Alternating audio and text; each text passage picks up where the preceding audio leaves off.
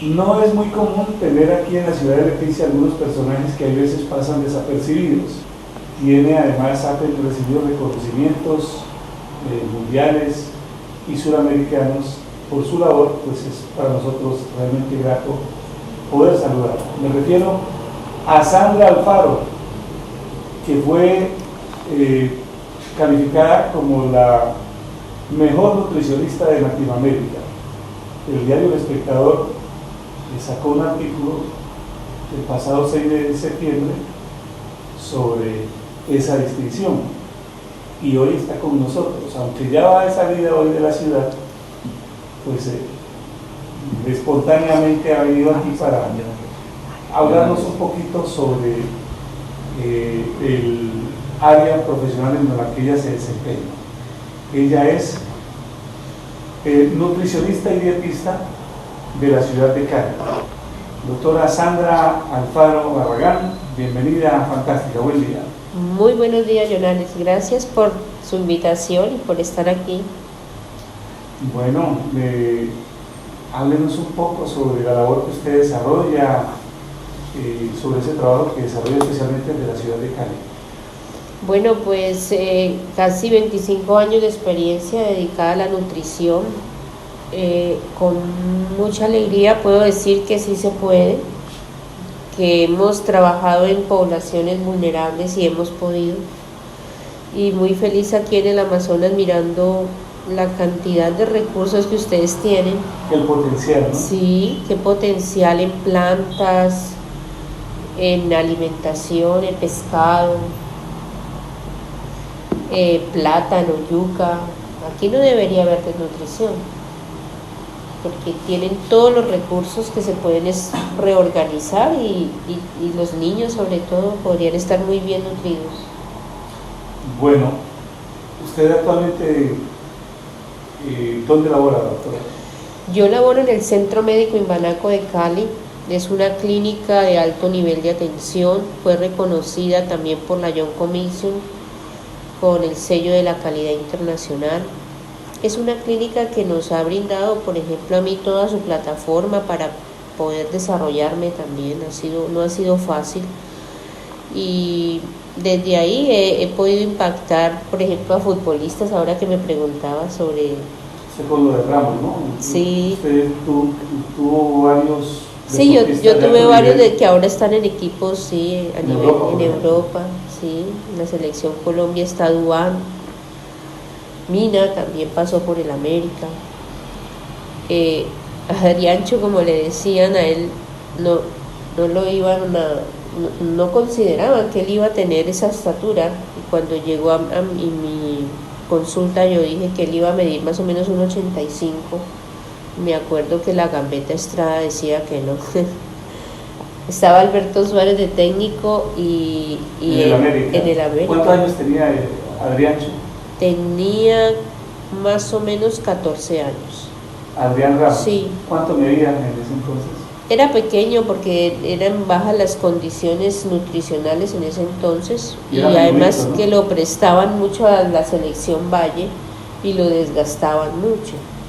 Entonces lo que hicimos fue no prestarlo más a la selección y arreglar su alimentación. Empezamos a usar alimentos, ya sea como de ellos me decían que yo les daba, me acuerdo la palabra, decían que tenían, no les gustaba a veces un batido que yo le hacía de muchas semillas, daba lentejas, maíz, maní, lo dejábamos en remojo y luego lo mezclábamos al otro día con leche y le adicionábamos huevo batido y eso se los hacíamos tomar antes del entreno, por la noche antes de acostarse, y siempre le enseñé a cargarles una maletica que ellos tenían que tener para no desgastarse en su entreno. Tenían que estar reponiendo, comían maní, miel de abejas también, les hacía tomar miel de abejas porque mi papá fue futbolista, fue ciclista, José Armando Alfaro, el corredor de la Virgen del Carmen.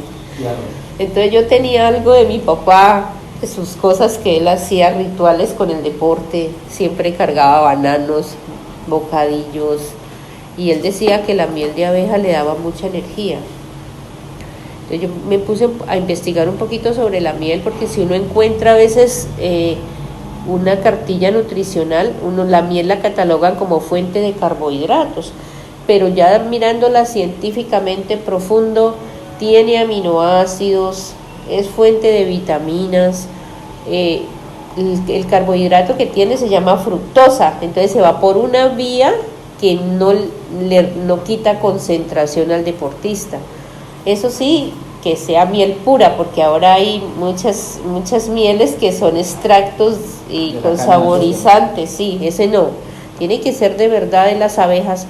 Entonces fueron muy buenos los resultados. Ellos siempre en su maletica llevaban miel, maní, bananos, bocadillos de pura guayaba.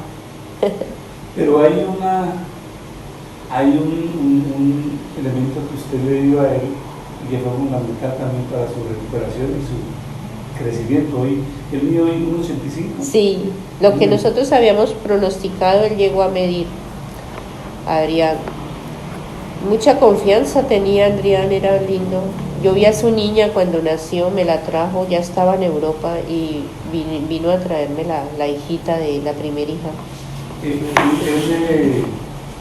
Adrián Ramos, exjugador de la América, exjugador también del Inglaterra, de Alemania, fue goleador en Alemania. ¿Usted por qué creía que él iba a ser alto si cuando tenía 14 años tenía una estatura baja y un cuerpo menudito? Sí, más o menos 12, 14 años estaba él. Bueno, porque a mí me he especializado mucho en antropometría, que son medidas del cuerpo humano. Entonces, cuando uno medía a Adriancho era la talla sentado de él. La talla sentado era más alto en el tren superior, se llama, o sea, desde la cadera hasta la cabeza tenía una muy buena estatura y se nos estaban quedando, era corta las piernas, ¿ya? Normalmente o genéticamente un individuo que desarrolle todo su potencial puede medir igual esos dos segmentos, o sea, el tren superior de la cadera a los pies y de la cadera a la cabeza tienen que ser dos segmentos que llegan a medir muy parecidos. Entonces, cuando yo medía a Adrián y le medí, tomaba otras medidas antropométricas, yo miraba que sus huesos podrían tener esa estatura, podrían llegar a dar ese potencial de crecimiento. Además que era un madurador tardío, se llama, o sea, que era un niño que todavía aunque tenía 14 años, tenía una edad como de 10 en esos 14 años. Es que hay unos seres humanos, no sé, que si estaré equivocado porque esto no sé mucho, pueden crecer mucho tempranamente y después se pasman a los 14 o 16, y hay otros que no crecen mucho en esa edad, pero después de los 14 se pegan una estirada. Eso, se llaman maduradores tempranos, los primeros que dijiste, y los últimos se llaman maduradores tardíos, es decir que pueden llegar se pueden estirar después de los 14 años, porque normalmente en un hombre el pico máximo de crecimiento en la adolescencia lo da de 12 a 14 años, pero a veces eso se retrasa o a veces se adelanta. Entonces ahí está como poderlos evaluar muy bien evaluados antropométricamente y poder apoyar eso. Lo que hicimos con Adriancho fue apoyarlo, darle calorías, un balance muy bueno en su dieta, que tuviera las proteínas necesarias, carbohidratos, vitaminas. Y que otra cosa importante, que descansen, porque es que por eso en equipos internacionales los concentran. Claro. Ellos deben de descansar porque la hormona del crecimiento necesita más o menos 8 horas de reposo y que esté en un sitio tranquilo, donde no haya mucha celulares, computadores, un sitio, se llama un cuarto sano. Doctora, la gente cree comúnmente que para adelgazar hay que aguantar hambre, hay que comer mal. ¿Qué consejo le da usted a las personas que hoy quieren entrar en ese régimen? Porque es que además definitivamente uno tiene que mirar primero su salud, ¿no? Claro. Y después lo que venga. Me admiraba yo a veces, ahora que pasé por Puerto Nariño, perdón, y miré cómo hay los indígenas, no, bueno, puede ser que ellos se han quedado bajitos, ¿sí? Porque les ha faltado educación en eso, pero casi no los ves gordos, ¿no? Entonces, ¿qué es lo que pasa? ¿Qué es lo que hay que hacer para tener un cuerpo saludable con una adecuada grasa corporal?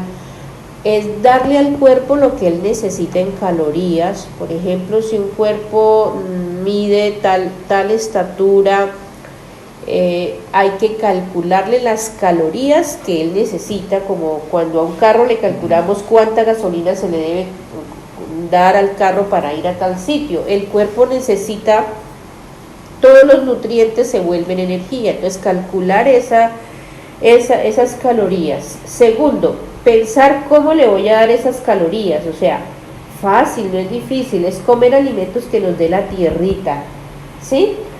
Tratar de no comer tanta comida cargada de preservantes, de estabilizantes, de colorantes, porque esto se puede quedar en el cuerpo formando toxinas que se llaman xenobióticos, son sustancias que el cuerpo no conoce, que se van quedando en el tejido graso, porque allí es donde no hacen daño al cuerpo humano. Es como el tejido graso se puede convertir como en un cuarto de San Alejo, donde voy a guardar lo que no necesito y ahí no molesta. Entonces, pero cuando ya se llena, el cuerpo tiene una capacidad de guardar esos xenobióticos. Cuando ya nos empezamos a sobrepasar, el cuerpo empieza a hacer inflamación y lo empieza a mostrar, y allí es muy difícil perder peso porque ya se nos está dando una enfermedad, ¿sí? ¿De qué alimentos hablamos? Por ejemplo, de las salsas.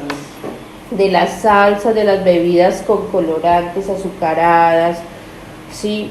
Hay que tener cuidado con las fumigaciones, porque estamos fumigando a veces no educamos a las personas que cultivan, entonces usan exageradamente muchos, se llaman químicos, fertilizantes, sí, inorgánicos para poder cultivar, para que no le den plagas a las plantas, herbicidas, pesticidas. Y a veces esto se queda en la comida y no lo comemos, entonces hay que lavarlos bien. Exactamente, lavarlos y ojalá quitarle cáscara a los que le podamos quitar la cáscara. Y eso es importante, saber qué grasa vamos a usar, porque también hay ahora mucha grasa que no la sabemos manejar, a veces se le aumenta mucho la temperatura, ya se vuelve una grasa que sí, ya se vuelve una grasa que le va a causar como problemas cancerígenos al cuerpo humano. Entonces eso es importante. Doctora Sandra Patricia Alfaro Barragán, nutricionista de la ciudad de Cali, y aparte la mejor de Latinoamérica. Y aparte de nutricionista, ella tiene una especialización en bioquímica de la Universidad del Valle con maestría en nutrición. Y nutricionista y dietista. Sí. Doctora Sandra Patricia, ¿qué debe uno desayunar? Bueno, el desayuno es bien importante porque se va a preparar para la actividad del día.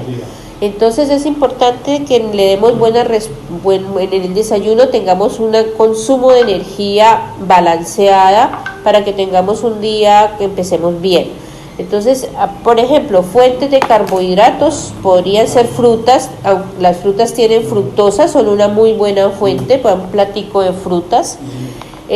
Arepa, por ejemplo, ustedes aquí en el Amazonas tienen mucho plátano y yuca, pueden usarla como el carbohidrato, un pedacito de yuca cocinada, ¿sí? Evitar frituras. Y de proteína pueden usar pescado, pueden usar huevo, pueden usar queso, ¿sí? Sí, yo ahorita leyendo pues un artículo, usted produce sus propios huevos, ¿no? Decía, me parecía muy curioso que usted tiene su finca a las afueras de la ciudad, sí, y que usted produce sus propios huevos para consumo. ¿Por qué lo hace, doctora? Bueno, porque en realidad las gallinas necesitan, así como nosotros, si pueden haber gallinas que no estén saludables y eso se va a transmitir genéticamente en el huevo. Entonces las gallinas cuando están sueltas, cuando son contentas, eso se nota, uno nota la producción del huevo. Los huevos buenos son brillantes la cáscara, y cuando tú los abres tienen fuerza, tienen consistencia. Cuando usted abre un huevo y parece agua adentro, la proteína es muy débil, ahí no hay buena fuente de proteína. Doctora, yo quisiera retomar un poquito lo de las nutricionales. Usted nos habló acerca del desayuno, sí. Que no se desayuna, pero la pregunta sería, ¿a qué horas debemos desayunar teniendo en cuenta la hora en que uno se despierta? ¿Y cuál es la comida más importante del día? Bueno, todas las comidas son importantes, en realidad depende del hábito, ¿no? Yo he estado con muchas poblaciones y unas comen seis comidas al día, otras comen 3 comidas al día. Otras a veces comen 2 comidas y algo, si en Europa por ejemplo se desayunan y luego la comida más fuerte la hacen en la noche, pero hay que pensar como en nuestra epigenética, cómo fuimos nosotros, dónde nacimos y que eso lograban las células. ¿Qué es lo, por ejemplo, nosotros los colombianos acostumbramos a desayunar, almorzar y comer mínimamente hacemos eso. Entonces es importante que el desayuno ha sido como de costumbre tener un buen desayuno. Los paisas se desayunan con calentado, ¿sí? Todo, sí, eso he mirado. La costa también a veces come pescado, como un tapado de pescado. En Cundinamarca comen un caldo con papa, con chocolate, exactamente. Aquí el desayuno típico, ¿cuál es? Un caldo de cucha. Caldo de pescado, pescado guisado. Pescado frito con yuca, con plátano. Fuimos con Henry, nos pegamos un bocachico guisado con platanito en patacón. Claro, entonces va a tener todo el día para gastar esa energía. ¿Sí? La inquietud es ¿a qué hora debemos desayunar? Si nosotros nos levantamos a las 8 de la mañana, ¿a qué hora debemos desayunar? Si nos levantamos a las 6, ¿a si qué nos horas? levantamos a las 5, ¿cuántas horas después de despertarnos? No, media horita para que usted se bañe, se arregle y llegue a desayunar, que sea lo primero que usted hace antes de irse. Nosotros aquí estamos muy mal en ese hábito. Claro. Estamos a las 5 de la mañana y debemos después a las 9. Exacto, y la gente, ¿sabe? Una cosa importante es que nosotros, la cultura de nosotros siempre nos ha enseñado a pensar afuera, o sea, qué tengo que hacer, el trabajo, a qué tengo que responder, todo afuera, pero uno no interioriza qué tengo que hacer conmigo, ¿sí? Eso es bien importante y eso es lo que yo trabajo mucho con mis pacientes, ¿sí? Digo, haga de cuenta que su cuerpo es la empresa más importante, que le entra a esa empresa en comida, en pensamientos, en agua, ¿sí? Y cómo va usted a hacer para que esa empresa al final tenga, así como cuando si en una empresa de zapatos vamos a decir, esta es la producción que salió de zapatos del cuerpo humano que tiene que salir, una energía adecuada, que todos los órganos tengan lo que necesitan para poder procesar las células, todo lo que necesitan y al final del día el cuerpo no haya tenido estrés, ¿ya? Porque a veces se sufre estrés, por ejemplo, si una persona se va a hacer deporte sin comer, hace estrés, ¿sí? Claro. El cuerpo se estresa porque tiene que sacar de donde no tiene para poder hacer esa respuesta. Tiene que, generalmente, ¿cuánto tiempo antes de un ejercicio intenso se debe comer? ¿Cuánto tiempo debe pasar? Depende de, si es una persona que no está entrenada, hay que dejar que descanse un poco porque todo el sistema energético está en los músculos, entonces si se come ahí mismo de pronto se pone mal del estómago. Pero a deportistas de alto rendimiento, y si son por ejemplo ciclistas, que son atletas, uno les enseña a ir comiendo durante la competencia. Hasta en la práctica. Hasta en la práctica. Hasta en la Vuelta a Francia, por ejemplo. Sí. Comiendo, alimentando. Claro. Y el cuerpo lo asimila bien. Sí. Bueno, permítame, doctora Sandra Florencia Alfaro Barragán, nutricionista dietista de la ciudad de Cali, considerada hace poco en Costa Rica, fue premiada como la mejor nutricionista de Latinoamérica, nosotros este año. Está con nosotros aquí. Vamos a una pausa y ya regresamos.